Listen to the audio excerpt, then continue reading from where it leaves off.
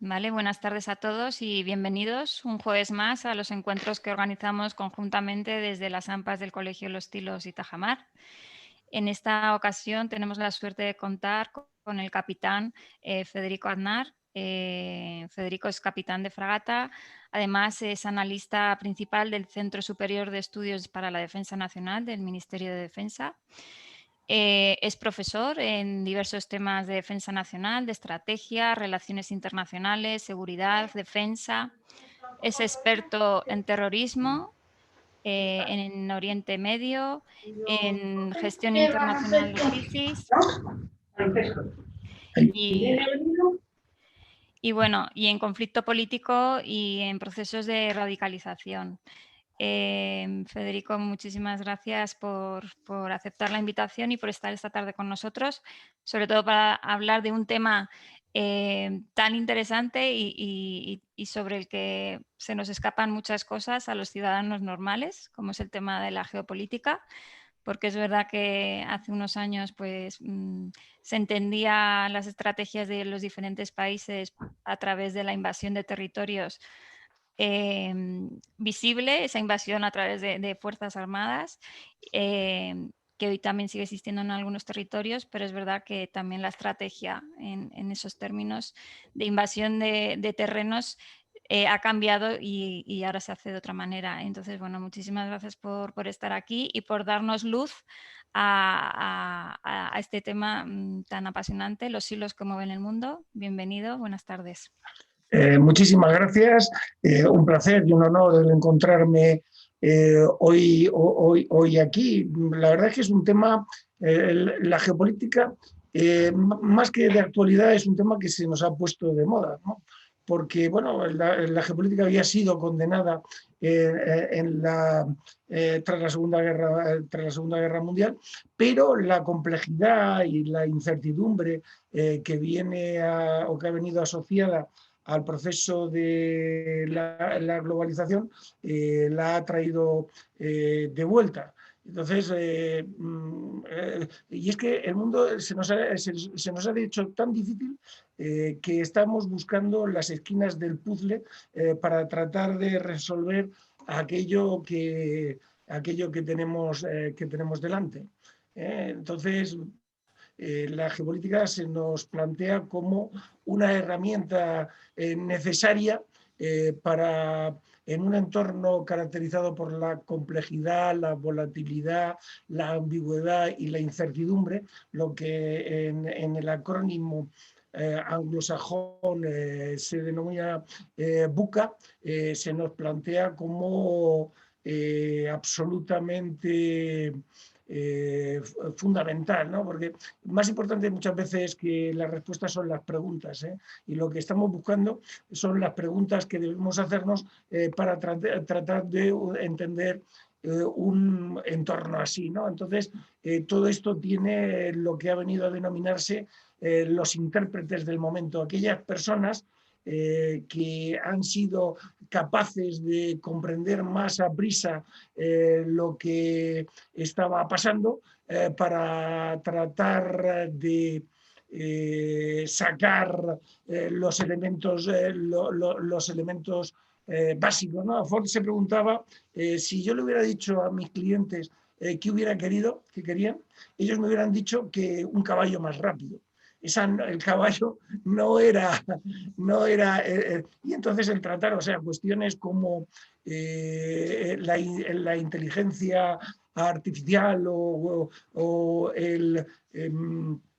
la inteligencia o el papel del espacio exterior, ¿no? Porque en el espacio exterior se nos sitúa, y ya lo veremos, el 60% del PIB de nuestras sociedades, un entorno muy débil.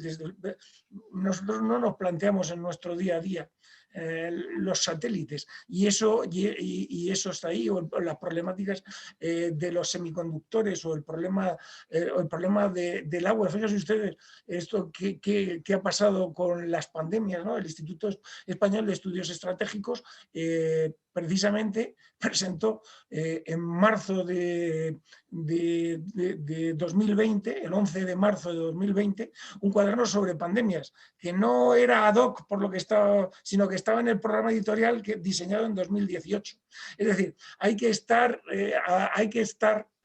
atentos a los elementos de mutación, hacer vigilancia estratégica y estar atentos a los elementos de mutación que nos pueden transformar de un modo radical el escenario. Bueno, la geopolítica es un concepto, una idea que surge de finales del siglo XIX, la formula un sueco, Helen, y inmediatamente se asocia con el darwinismo social y, bueno, y tiene una primacía por parte de la escuela alemana. Y entonces, bueno, la geopolítica proporcionaba un lenguaje científico que sirvió para justificar desde el punto de vista de la racionalidad cuestiones como la Segunda Guerra Mundial. Entonces, la geopolítica fue considerada culpable de aquello por determinista y desechada. Desechada, ¿no? Y entonces fíjese usted aquí lo que dice Wittgenstein es: si la geopolítica puede llegar a ser un arma peligrosa de propaganda es por la difusión extraordinaria de los mapas sugestivos, la difusión extraordinaria de los mapas sugestivos que dan a cualquier hecho histórico o geográfico. El problema de los mapas es que son muy sugerentes. Te presentan una situación y te plantean las distintas opciones con las que puedes resolver esta, ¿no? Y claro, y muchas veces las situaciones se te plantean desde muy distintas referencias. La posición del gallo francés en el suelo, apegado al suelo, pisando el barro, es distinta que la mirada que tiene del mundo el águila norteamericana subido en lo alto de su espléndido aislamiento, de su aislacionismo. Y luego cada uno, bueno, pues tenemos nuestras agendas y vemos el mundo con distintos sistemas de valores y de creencias. Y el resultado, pues, son distintos mapas que sirven para interpretar distintas realidades y que en realidad suponen por sí mismo una propuesta política. Fíjese usted lo que decía Kissinger: en mis tiempos en el campo de la diplomacia siempre supe cómo juzgar a primera vista a los dirigentes extranjeros a quienes visitaba. De todos ellos solo me merecían algún respeto los que tenían en su despacho algún tipo de mapa. Es decir, porque ese mapa encarnaba una propuesta de futuro, una propuesta política. España no está en el centro de los mapas por casualidad o azar, de la misma manera que no es casual ni azaroso el descubrimiento de América y la propia colonización de América. Se daban las razones objetivas para ello. España está ahí en los mapas por su equidistancia con respecto, pues, al Cabo de Buena Esperanza, al estrecho de Bering, está en el centro de todo eso. Se mantiene equidistante y en una posición geográfica, ¿no? Decía Heráclito que el futuro de un hombre está en su carácter, y eso lo perfeccionaba Napoleón diciendo que el futuro de un Estado está en su geografía. Y aquí tienen ustedes, bueno, las razones geográficas que explican un poco lo que ha sido la historia de España. La estrategia es el poder en el mapa, el despliegue del poder sobre el mapa. Y la geoestrategia sería el despliegue sería el despliegue el espacio del espacio terrestre, del poder sobre el espacio terrestre. Hoy, paradójicamente, se ha puesto muy de moda la geoeconomía. Nos hemos vuelto marxistas, ¿no? Porque el marxismo lo trata de explicar todo en clave económica. Nos hemos hecho tan reduccionistas que los liberalistas en el fondo le están dando la razón al marxismo, ¿no? Es la economía estúpido, ¿no? Que decía Bill Clinton, ¿no? Y vivimos en una sociedad de la información, ¿no? Antes lo comentaban, el hombre no piensa, se informa, todo lo contrario de lo que yo pretendo con mis conferencias. Yo les traigo a ustedes unos datos y les expongo mis opiniones. No les trato de adoctrinarles, sino trato de plantearles una visión diferente de la realidad y que sean ustedes quienes elaboran. Hoy vivimos en una sociedad en la que lo que sobra es información. En 2005 había toda la información que había en el mundo se podía reducir a 5 exabytes. Hoy toda la información disponible en toda la historia de la humanidad son 295 exabytes. Pues esa información ya se está doblando cada 2 años. Entonces, la clave no se sitúa en la información, sino en el uso inteligente de ella. Por eso la desinformación, que es todo aquello que impide el uso inteligente de la información, se nos plantea como algo absolutamente perturbador, porque toda la información está disponible. Lo que no tenemos son los criterios correctos para elegirla, ¿no?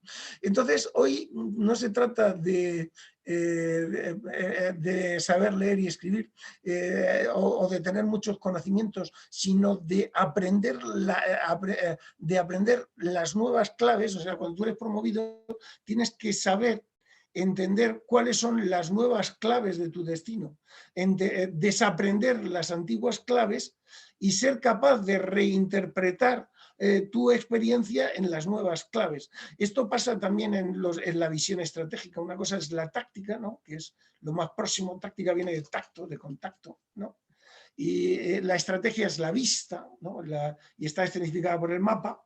Y lo político viene de la palabra, del oído. Y todo eso tiene unas claves que no necesitas más información ni debes olvidarte de lo que has aprendido, sino que tienes que reinterpretar lo que sabes con tus nuevas claves. Y eso es lo que pasa en el mundo. En fin, hay muy distintas geopolíticas, o la geopolítica ha ido evolucionando mucho.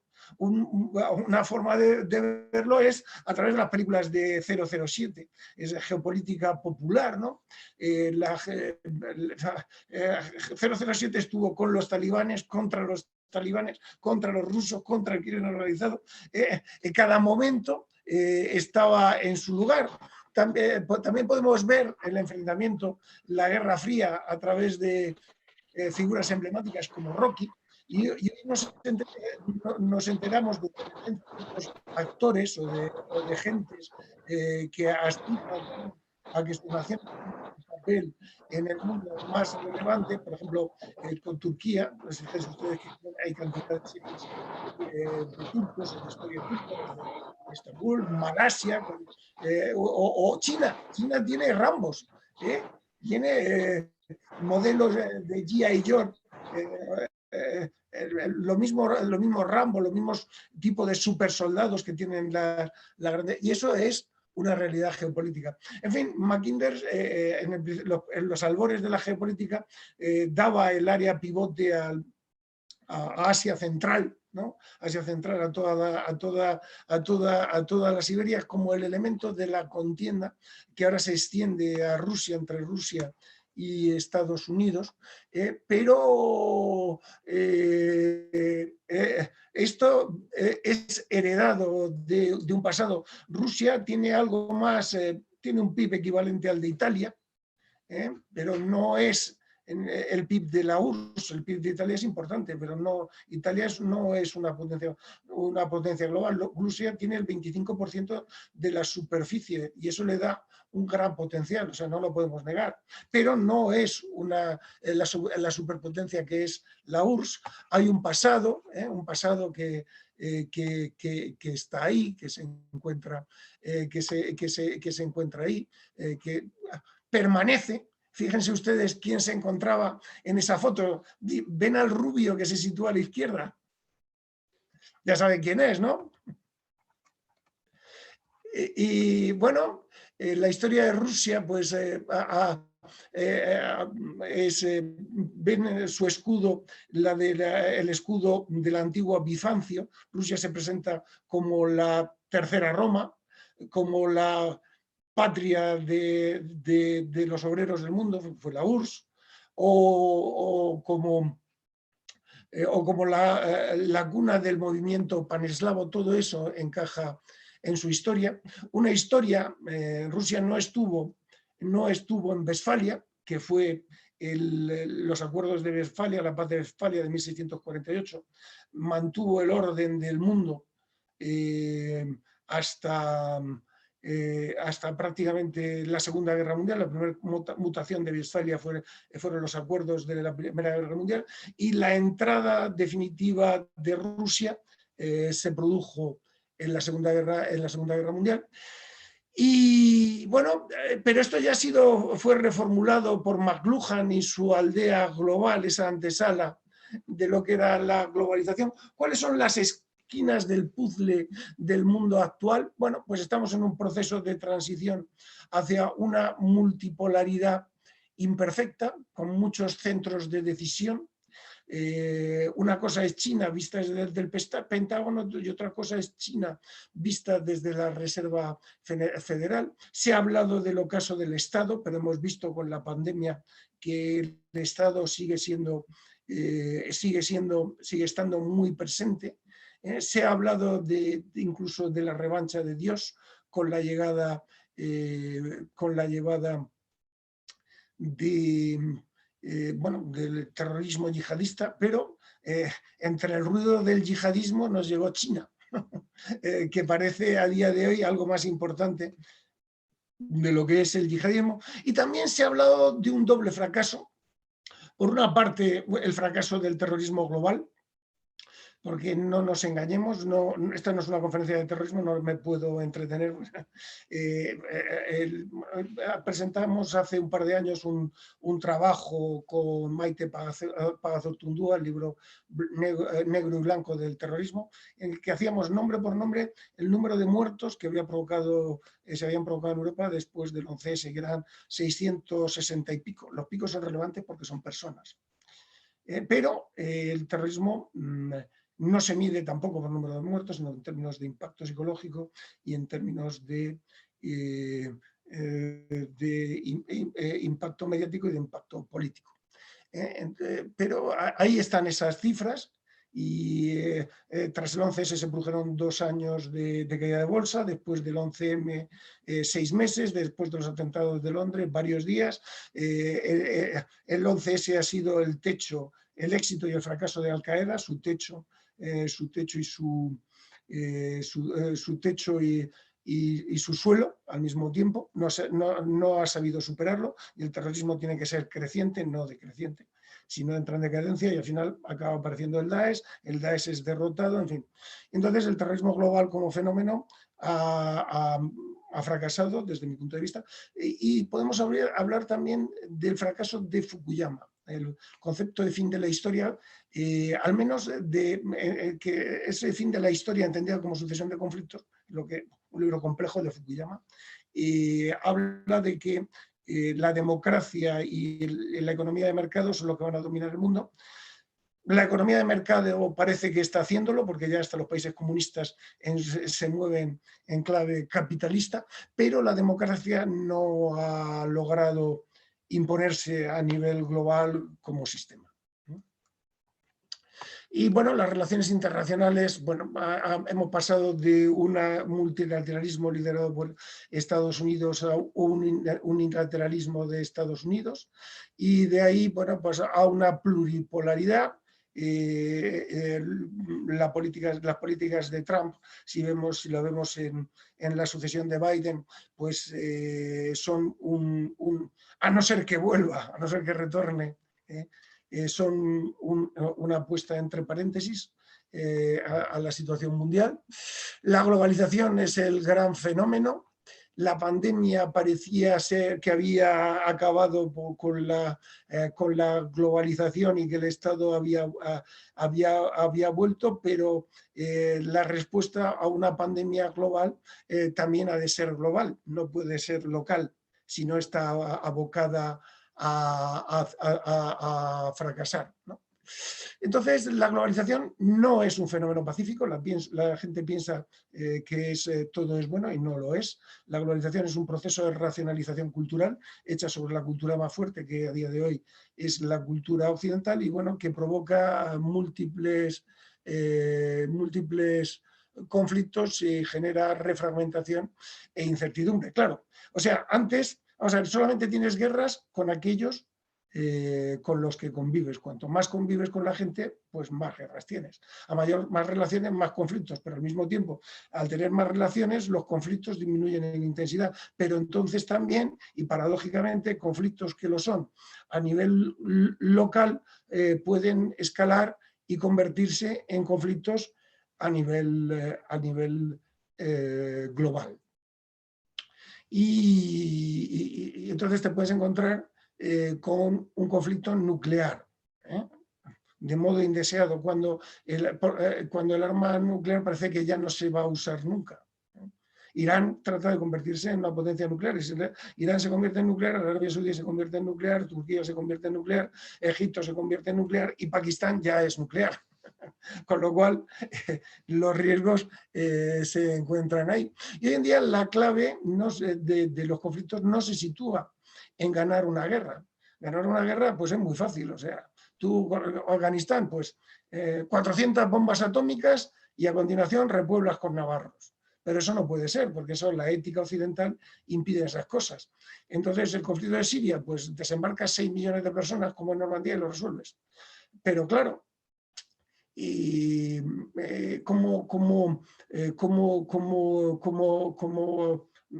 y si vas, eso es muy caro. Y si vas allí, pues te lo quedas. O sea, hemos ido a los Balcanes y 30 años después, pues seguimos estando allí. Nos fuimos hace 20 años a Afganistán y estamos volviendo ahora. Hoy, tal día como hoy. Entonces, bueno, ahí están las cosas. La clave del siglo XXI no se sitúa tanto en ganar una guerra como en ganar la paz, que es muchísimo más complicado y laborioso, que pasa por reconstruir lo que está roto, que son las sociedades, para lo cual hay que fortalecer el Estado. ¿Y cómo fortaleces un Estado que lo lidera, por ejemplo, Assad, que es un criminal, o un régimen que es un régimen criminal? Pues claro, pero eso también se hizo en Alemania, porque ¿quién era la policía alemana de después de la Segunda Guerra Mundial? Pues eran, salvo las élites que se rascaron, pues los de antes.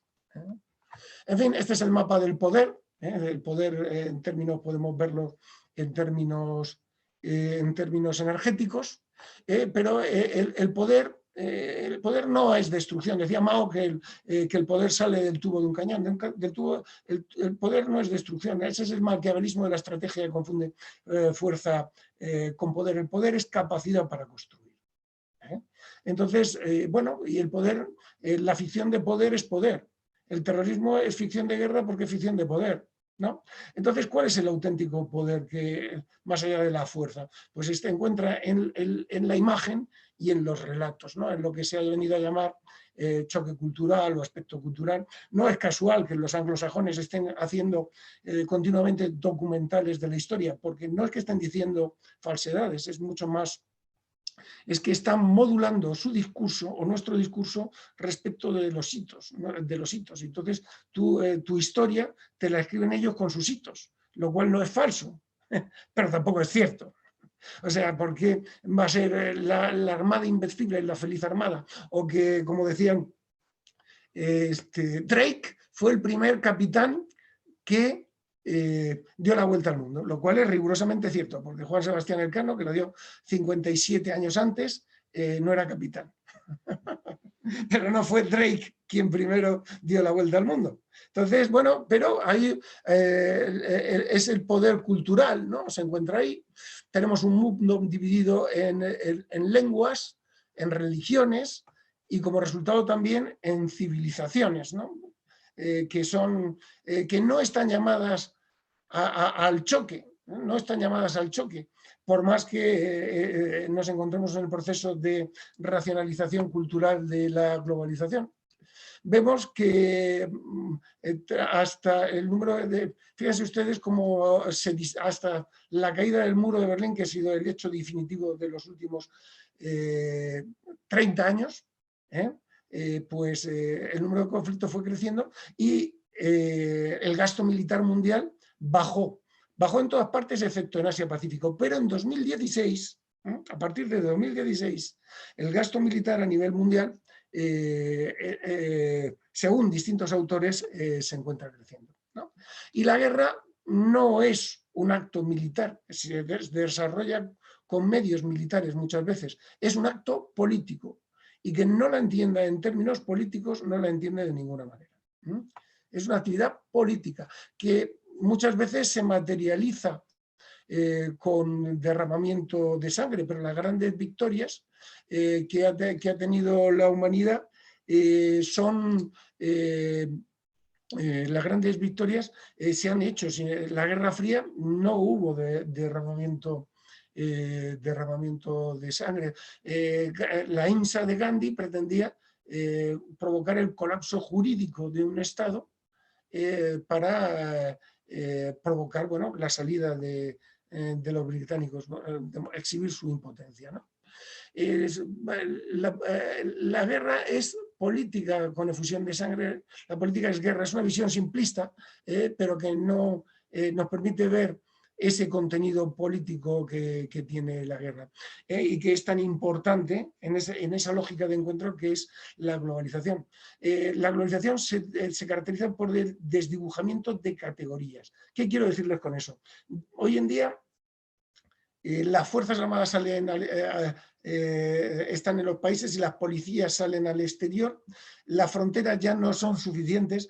Países, los llamados los estados frágiles o estados fallidos, permiten que en su territorio se asiente movimientos narcoterroristas que pueden colapsar el mundo. Entonces, por eso es tan útil las policías militarizadas como la Guardia Civil, que no distinguen entre dentro y fuera, entre si es un terrorista, un soldado, un narcotraficante, todos al cuartelillo y a decidir al sargento lo que es.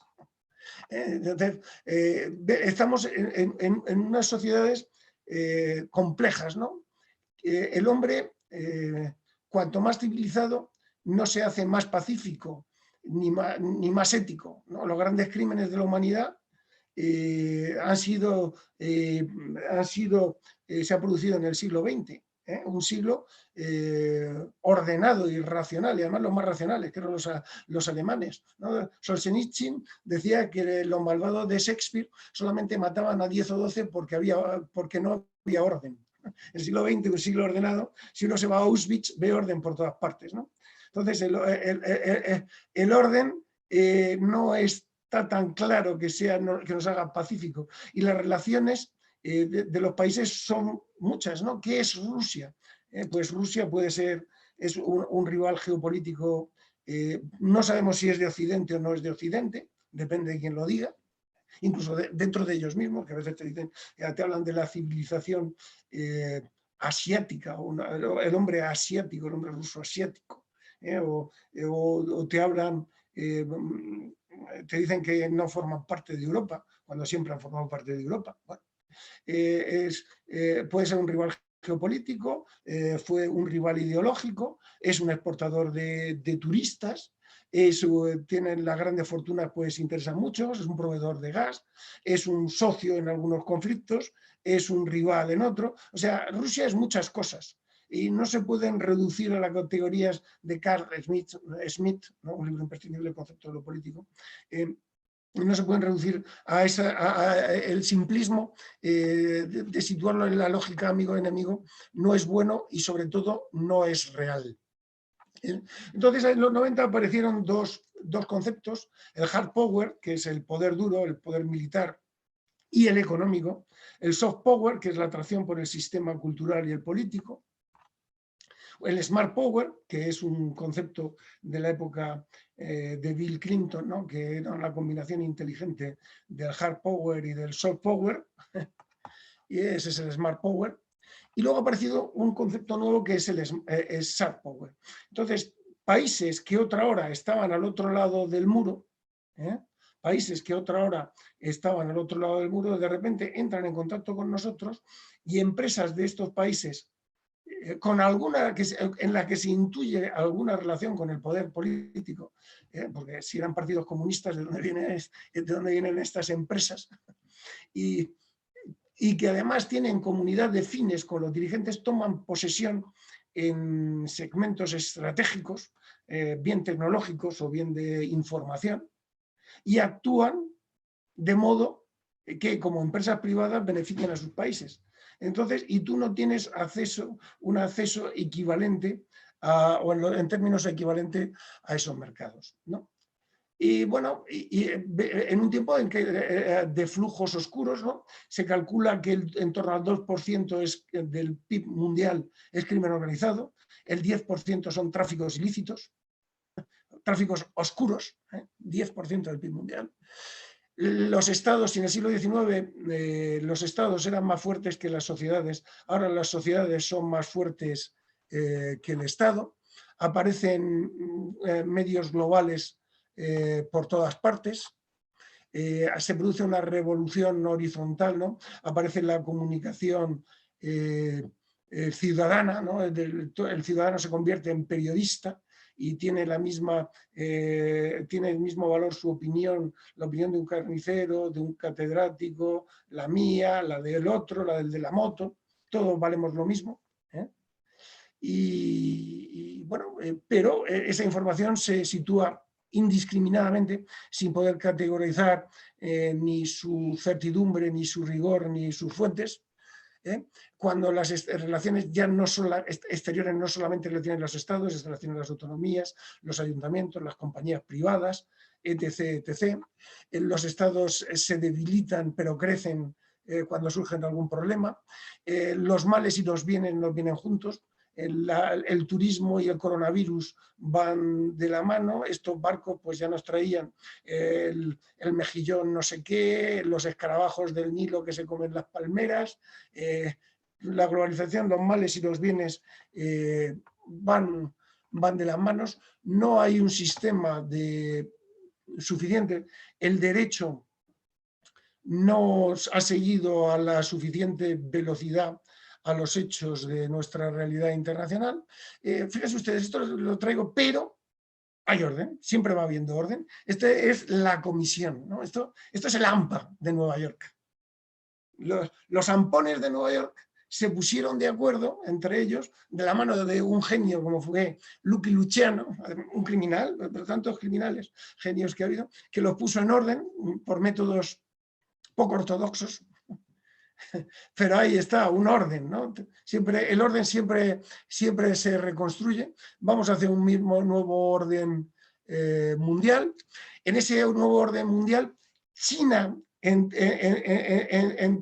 términos de paridad PIB, ha superado a Estados Unidos, el 18%. Estos son datos del BBVA, de 2018.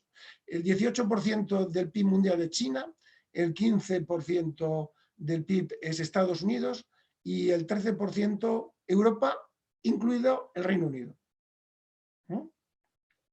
Entonces, claro, si Estados Unidos quiere ir a algún sitio, tiene que ir con Europa, si no, no va a llegar donde quiera ir. Y bueno, se está produciendo una reconfiguración. Esto ya es en términos constantes, ¿no? En términos corrientes, ¿no? Que se va a producir un cambio en el orden, se está produciendo. España no sale nada beneficiada de este cambio en términos de futuro, pero es lo que hay y hay que estar atento. Vemos que, bueno, en el mundo visto desde Estados Unidos, África se queda fuera, Iberoamérica se queda fuera, se reconcentra en Asia-Pacífico. Y las relaciones internacionales se instalan en la zona gris, una zona gris, en una zona que no va entre el negro de la guerra y el blanco de la paz, ¿no? En una zona fronteriza que no es muchas veces completamente amistosa, ¿no? Que estos dos polos atraen a los estados un poquito más para arriba y abajo, ¿no? Y tienden a ser las relaciones o de guerra o pacíficas, o de guerra o pacíficas, ¿no? Pero se mantienen, no terminamos suficientemente de llevarnos bien, y hay, bueno, presiones de todo tipo, ¿no? Guerra de información, ciberterrorismo, energía, enfrentamiento militar, guerra cultural, que es la guerra legal, ¿no? La gente coge y saca las leyes y como en el ámbito internacional, no, tú en un juicio, en un tribunal, uno presenta la ley, el otro presenta su posición, su posición y el juez decide entre las dos. Pero como en el mundo internacional no hay tantos jueces o el número de casos que se puede recurrir a los juzgados es limitado, pues la ley se utiliza para la retórica y la propaganda y se hace, bueno, la desinformación, múltiples medios para utilizar, bueno, para afectar al proceso de la decisión de las partes, ¿no? Una situación de gran complejidad y se nos producen auténticos momentos de complejidad ética, ¿no? Los conflictos de hoy en día son como los ven ustedes, quien haya visto Espías desde el cielo, es una película magnífica, describe una situación, no será plenamente real, pero sí tiene muchos visos de realidad, toda la tensión emocional. Es que hemos vuelto a la época, como Carlos V, en la batalla de Mühlberg, ¿no? Que dirigía los ejércitos. Hoy los ejércitos se pueden dirigir hoy los ejércitos se pueden dirigir desde los búnkeres, el presidente del gobierno, de todos los mundos, pueden dirigir allí las cosas, ¿no? Vamos hacia unas nuevas reglas, un revisionismo, se está produciendo un revisionismo de la situación mundial, ¿no? Este es un momento de Tucídides, el diálogo de Melos, ¿no? En el que el poder se impone sobre la justicia. ¿Por qué me hablas tú de justicia cuando yo te puedo imponer las cosas por la fuerza? Si tú estuvieras en mi situación, harías lo mismo. Y volvemos otra vez retornamos otra vez a las llamadas políticas de poder. La tecnología se nos plantea como una clave para entender el futuro, por su capacidad para rediseñarlo, ¿no? Hemos visto informes sobre la inteligencia artificial que hablan de que van a cambiar el 40% de los puestos de trabajo, ¿no? Esta mañana oía en Telecinco, no, en Radio 5, cómo el arado había cambiado la configuración de las sociedades hace 11.000 años, cuando apareció. Entonces, la tecnología, ¿no? Y las Fuerzas Armadas, ¿no? No hay nada más tecnológico que las Fuerzas Armadas, ¿no? Las Fuerzas Armadas, ¿no? Tecnología, elemento tecnológico pertenece a ella, bueno, y está ahí. La tecnología puede cambiar el futuro, puede cambiar las sociedades, puede cambiar los modelos de relación social.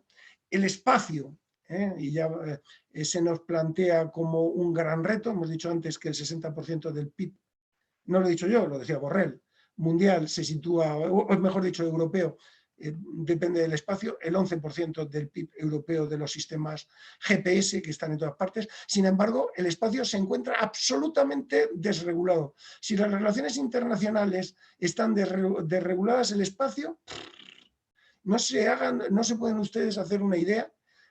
Hay un tratado del espacio exterior, pero ahora están saliendo se está saliendo. Antes había unos pocos satélites, ahora se habla de que van a salir decenas de miles, se han abaratado los costos. China habla de crear una zona de libre comercio entre la Tierra y la Luna en 20 o 30 años. Se habla ya de viajes a la Luna para la explotación minera de la Luna. Entonces el espacio se nos plantea en el corto medio plazo, por su naturaleza desregulada, es que no sabemos ni dónde comienza el espacio. ¿A qué altura deja de ser espacio aéreo para ser espacio exterior? Es que no está definido en derecho. 100 kilómetros, 10 kilómetros, los países del Ecuador reclaman los satélites geoestacionarios que se sitúan sobre sus posiciones, que no son satélites específicos, porque se están a su altura, prolongan ad infinitum su espacio. Una fuente, todo es una fuente de conflicto.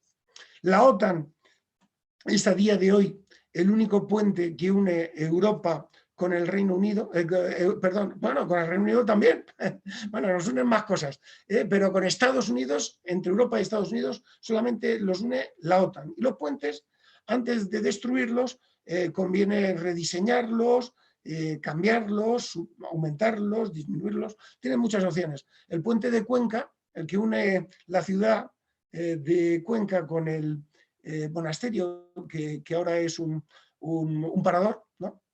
A principios del siglo XX, no se les ocurrió otra cosa mejor que volarlo. Era un puente del siglo XVI, magnífico, y lo volaron porque se agrietaba. Y consiguieron cargarse 19 casas colgadas. O sea, los puentes antes de volarlo, pensárselo mucho. Esto es lo que se conoce como la falla de Barnett, el cinturón de conflictos. Todos los conflictos del mundo se encuentran preferentemente en esta zona. Y España se asoma y mucho a ese cinturón de conflictos, ¿no? Y vemos cómo ha habido el mundo, la civilización surgió en el Mediterráneo asiático, después pasó al Mediterráneo, el mar en medio de la tierra europeo, de ahí el Mediterráneo americano, es un concepto del almirante Mahan, y ahora está volviendo al asiático, ¿no? El Mediterráneo a día de hoy es el 5% del PIB mundial, mientras el Pacífico lo es el 14%, el 29% y el Índico el 14%, es decir, el 44% está entre Asia y América. Y antes solamente figuraba el galeón de Manila, el que iba desde Manila hasta Acapulco, con el que los españoles cerramos el mundo e iniciamos la globalización. Unas pinceladas para decirles, porque no quiero saturarles con muchos más datos, quiero que vean cómo está creciendo China, que vean que Asia-Pacífico incorpora 3 miembros del Consejo de Seguridad Nacional, 6 países nucleares, 3 miembros del G8, 7 miembros del G20, está en alteración. Unos dicen que China lleva pasada, incluso en términos de capital nominal, es que la política de ascenso pacífico de China ha sido... Pero claro, ha ido subiendo hasta que la emergencia se ha hecho visible y el ascenso ha dejado de ser pacífico. Esto, la relación entre China y Estados Unidos, que explica, me quiero detener y casi lo voy a dejar aquí, porque si no puedo saturarlos con datos. Con demasiados datos y no quiero hostigarles la mente a estas horas, pero sí detenerme brevemente en esta cuestión de China-Estados Unidos. La relación entre China, bueno, los 100 años que van desde las 2 guerras del opio, porque fueron 2, entre 1849 y 1949, se le conocen en el siglo de la humillación para China. China, antes de las guerras del opio, representaba pues en torno al 20 o el 30% del PIB mundial. Y en 1949 se produjo Mao declaró la República Popular China y recuperó su orgullo. Y en el 72, ¿cómo se llama? Está el viaje de Nixon a China y se estableció la famosa diplomacia del ping-pong con Kissinger como principal sponsor. Y bueno, se estableció una relación estratégica. A partir del 2001 y sobre todo con el ingreso de China en la Organización Mundial del Comercio, esta relación se intensificó. Y Estados Unidos, gracias a ella, consiguió mantener la superioridad sobre Europa, ¿no? Europa una superioridad de en torno a un 20 o un 30% respecto de la renta per cápita respecto de Europa. Pero China, como tenía menos, multiplicó por mucho más, ¿no? Y esto explica su situación actual. Y Kissinger, que fue el gran abogado de esta relación, pues ha ido interviniendo cuando las cosas iban mal, han creado una relación de interdependencia. China le daba a Estados Unidos mano de obra barata y capital y ahorro, y Estados Unidos, bueno, permitió el crecimiento de China, China se convirtió en la fábrica de Estados Unidos. Y bueno, pues ya han podido ver ustedes las consecuencias. Nosotros teníamos los guantes externalizados, las mascarillas, ha habido que reconfigurar la situación, hemos tardado un tiempo. En fin, la geopolítica tiene sus cosas. Mira, el salpazo dicen que está en 2040. Hay que entender, bueno, mejor voy a acabar en el Ártico. Hay que entender el tema de la ruta de la seda. La ruta de la seda es un acuerdo político de préstamos, ¿no? De préstamos. Y con la cual China consigue influencia política, da dinero y obtiene influencia política, y bueno, y eso es la renta, una especie de plan Marshall, básicamente. El Ártico se está deshelando, eso tiene consecuencias geopolíticas de primer nivel. En temas de recursos, porque la zona es rica en petróleo, minerales raros, hasta diamantes hay en el Ártico, ¿no? Y sin embargo, el mar territorial se encuentra todavía por definir.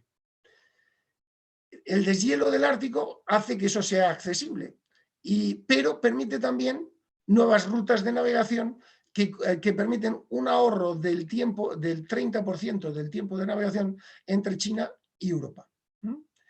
Las consecuencias de esto pues son porque acelera el proceso de globalización y entonces favorece el enlace entre China y Rusia, que son rivales estratégicos, porque el hinterland natural chino es Siberia, y Siberia se está calentando, y al calentarse Siberia, pues es más accesible.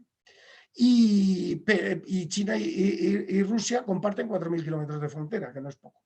Entonces, bueno, tiene una relación de mutuo beneficio, pero de ahí a que sea franca amistad en el largo plazo, lo veo difícil y pertenece a uno más de los múltiples imponderables que la globalización trae consigo y que yo en estos 45 minutos, porque los militares lo haremos bien o mal, pero siempre cumplimos lo que decimos, les he tratado de exponer aquí. Muchas gracias.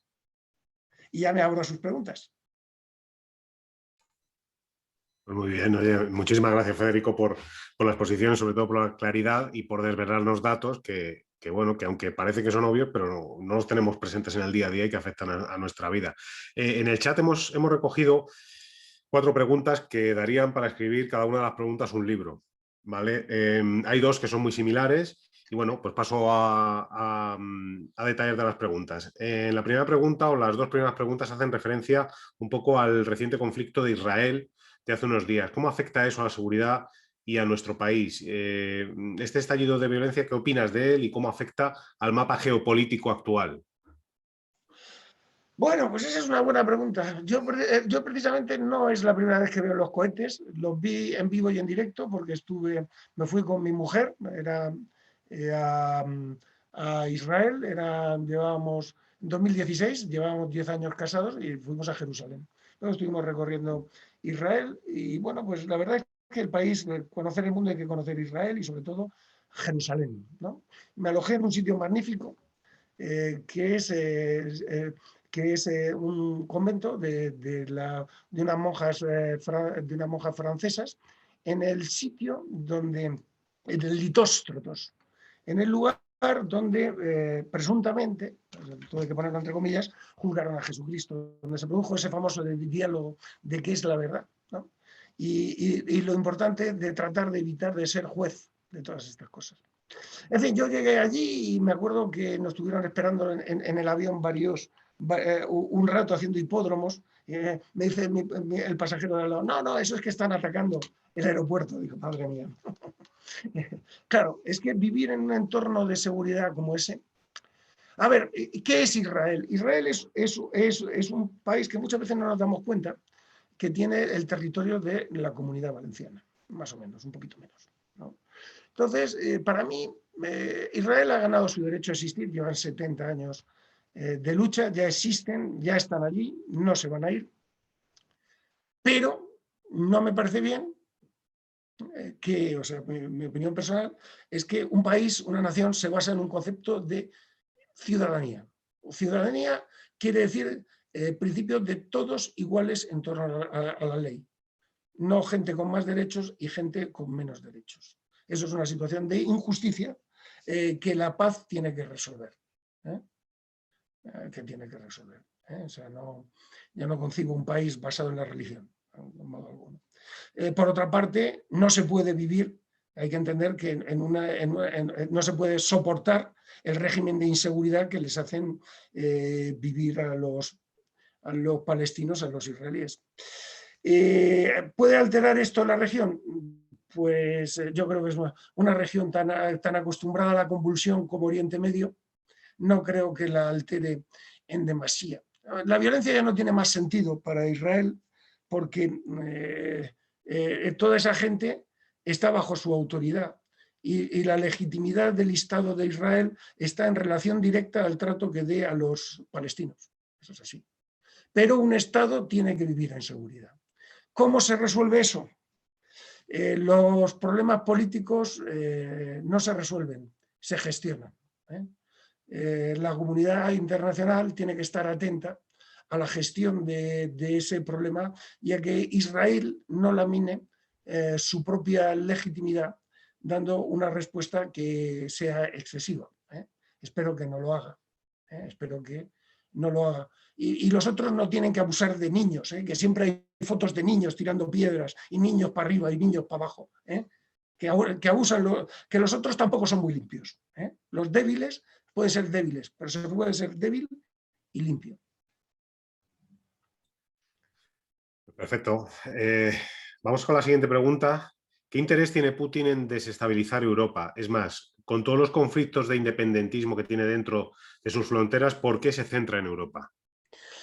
¿Qué interés tiene Putin? Pues eso precisamente esgrime Putin para decir que él no desestabiliza Europa. ¿Por qué quiero yo desestabilizar Europa? Vamos a ver, todo esto, pues miren, una cosa es lo que a él le interese y otra cosa es debilitar las posiciones de... Hay una frase de un alto dirigente del KGB que es: busca entre tus vulnerabilidades y te encontrarás al KGB. Es decir, Europa tiene sus vulnerabilidades y ellos las explotan no porque ellos sean más simpáticos con estas o aquellas causas, sino porque les conviene para ir a lo suyo. O sea, es lo que estábamos hablando antes de la zona gris, que son actuaciones más o menos ocultas que tú intuyes que vienes de ahí, pero que no las puedes probar y que una democracia a ver cómo responde a eso. Entonces, se aprovecha de tus vulnerabilidades y sitúa a Europa frente a sus propias contradicciones y lamina las instituciones. Eso es un clásico de la posverdad, de la desinformación. El objetivo, por ejemplo, de atacar... Esto siempre se hace, por ejemplo, cuando hay unas elecciones. En un momento de crisis, entonces tú atacas y ¿qué conseguía Putin? ¿Apoyar a Trump o iba contra Trump? No, lo que conseguía era laminar el sistema norteamericano. Debilitar la posición de Estados Unidos. Si Trump le venía bien o si Trump no le venía bien, pues si le venía bien, pues estupendo. Y si no le venía bien, también, porque él lo que quería era laminar la posición política de Estados Unidos, que era su juego. No es que él no tenga debilidades ni tenga regionalismo, es que él juega con nuestras debilidades para conseguir lo suyo. Lo cual no es muy limpio, dicho sea de paso. Sí, desde luego. Otra de las preguntas es: ¿podrán Estados Unidos y China evitar la trampa de Tucídides? ¿Será Taiwán el detonante?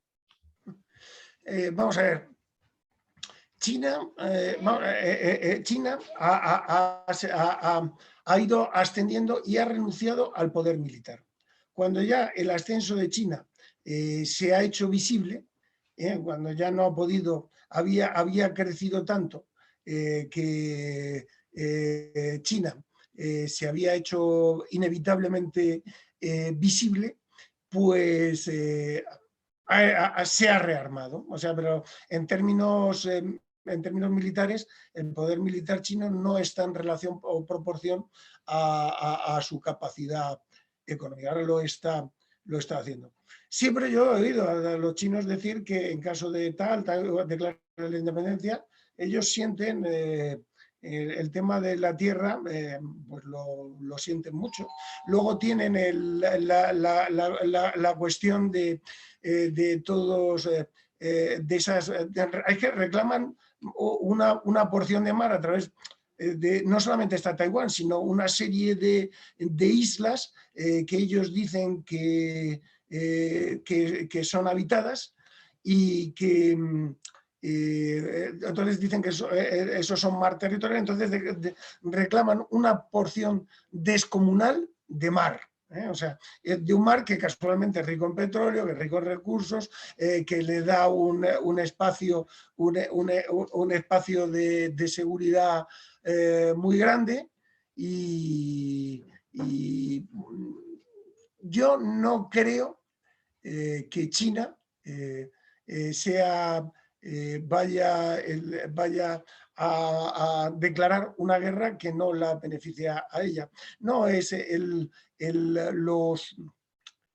no estamos en una situación, ¿no?, de bipolaridad todavía, ¿no? La bipolaridad, el mundo ordenado de la Guerra Fría era un mundo en que eran dos arcos góticos que colisionaban y por debajo era posible la política, ¿no? Pero al costo de la destrucción mutua asegurada, ¿eh? Entonces, no hemos llegado a ese extremo. Yo no veo a China haciendo uso de las armas contra Estados Unidos. Yo tuve ocasión de visitar en Pekín la 101 División Aerotransportada China, con un desfile espectacular, ¿no?, de esos que ven ustedes, de los chinos que con el metro, el fusil, no sé qué, en unos términos increíbles. Yo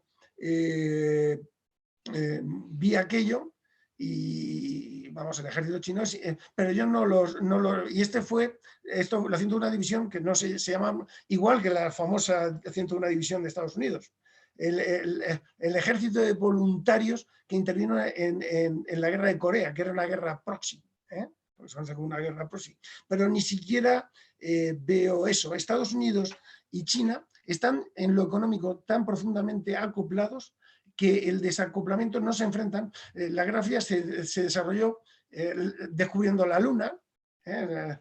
Cuando se descubrió la Luna y ya ganó Estados Unidos, la Luna se abandonó y ha vuelto ahora cuando tiene en rentabilidad económica o en forma de maniobras. Ahora el enfrentamiento lo hace en China, Estados Unidos se hace en modo tecnológico porque se desarrolla en clave de futuro, pero la relación que tienen ellos dos es una relación simbiótica, en la que pierden tanto el uno como el otro si el desacoplamiento se produce. Muy bien. ¿Cuál es el futuro de Europa, de la vieja Europa? Incluso las poblaciones pueden ser un concepto de influencia. ¿Cuál es el futuro de la vieja Europa? Europa, vamos a ver, ¿qué es Europa? Europa fue griega, fue romana, ahora ha integrado a los países del norte. Europa es una sucesión de guerras que se ha convertido en una cultura, una cultura unificada, que se ha trasladado a Estados Unidos. Europa no es un espacio geográfico, sino un espacio cultural que se ha extendido al mundo entero. Eso es Europa. Y porque la civilización de la globalización es la civilización europea.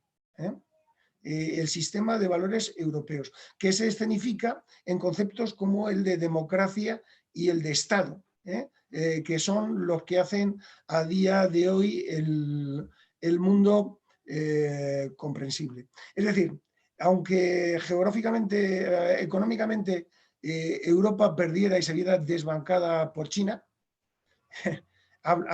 y ellos siguiesen hablando chino, acabarían hablando chino con ideas europeas. Y el Quijote se seguiría leyendo aunque fuera en coreano.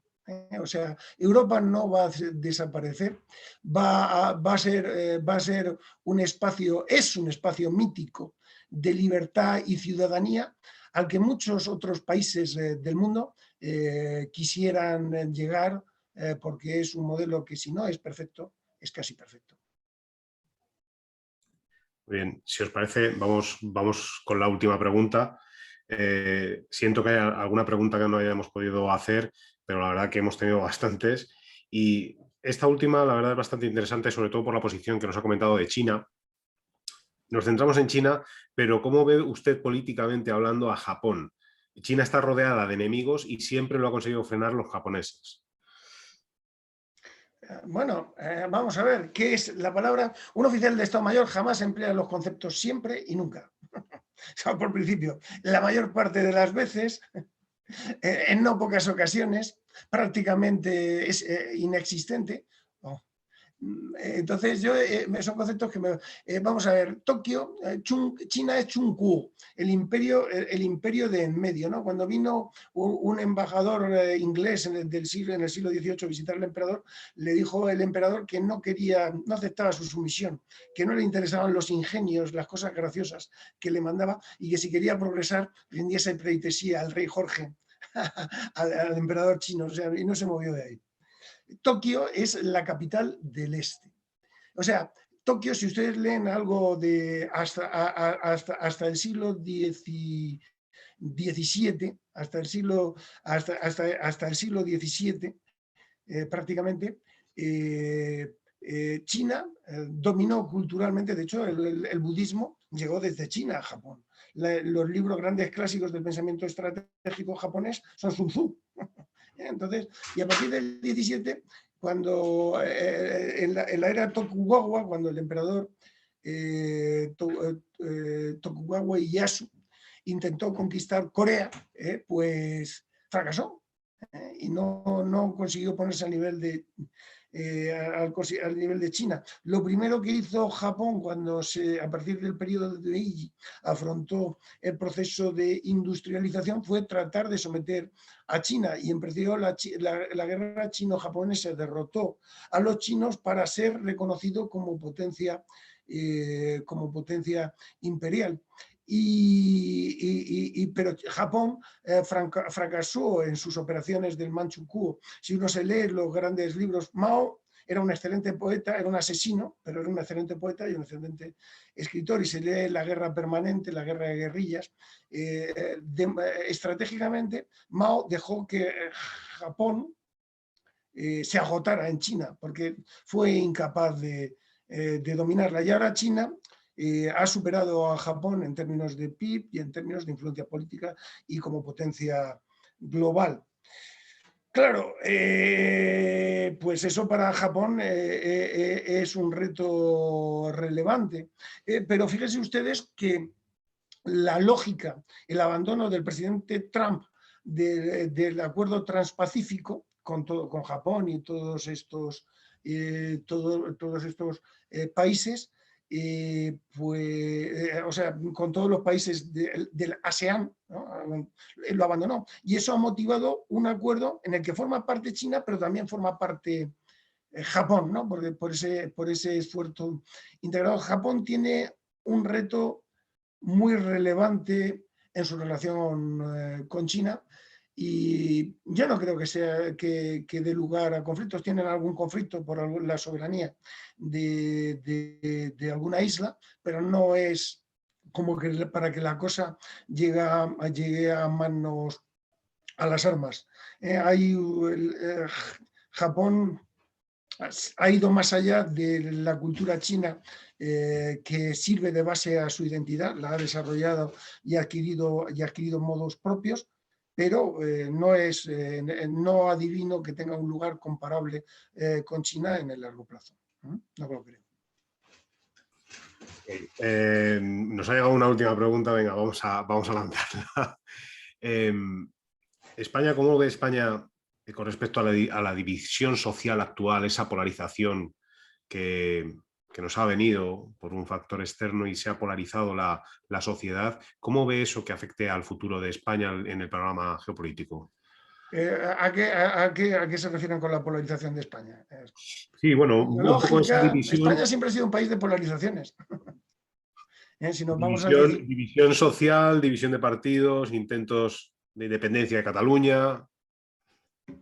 Vamos a ver, España es una sociedad tan fuerte, ya lo decía Bismarck, que ha conseguido sobrevivir a sí misma. España terminó la conquista y conquistó América. Es que muchas veces desconocemos. El otro día estaba viendo la película Un franco, 14 pesetas, ¿no? Una película que conviene de ver para que no olvidemos quiénes hemos sido, ¿no? Y entonces decían ahí, ay, qué mal te tratan los suizos, y nosotros felizmente tratados, se consideraban muy bien tratados por los suizos. España tuvo una propuesta para el mundo, que fue el catolicismo, ¿no? Era la una ecumene universal, una especie de pacto, mantuvimos una especie de pacto del Sinaí con la Iglesia, tratando una propuesta para Europa que basada en el catolicismo, que fracasó en Westfalia y que dio origen a un pesimismo español. Pero fíjense ustedes, Francia no hace otra cosa que meter dinero en el francés y no consigue nada. El español, pese a los españoles, es si no la lengua más hablada del mundo, la segunda lengua más hablada, la que más crecimiento tiene, la que más se impone, una lengua rica, con una literatura rica. Yo en el 2000 he tenido ocasión de, hasta el coronavirus, pues a lo mejor en los últimos 5 años, pues a lo mejor he visitado 40 o 50 países. Y en esas visitas de esos 40 o 50 países, y le estoy hablando de Albania, le estoy hablando de Azerbaiyán, le estoy hablando de sitios muy raros, ¿no? Muchas veces. Pues siempre me he encontrado, siempre, o de Macedonia, ¿no? Siempre me he encontrado 2 especímenes. Uno, el turista español. Y la segunda, y fíjense ustedes qué sorpresa sorprendente, el empresario español. Las empresas españolas, y yo lo veía, estaban caninas con la crisis económica, se expandieron. Entonces yo, claro, cuando me decían, no, y ahora hemos aumentado, yo decía, claro, es lo que he estado viendo, yo, las empresas españolas en el exterior, trayendo y viendo.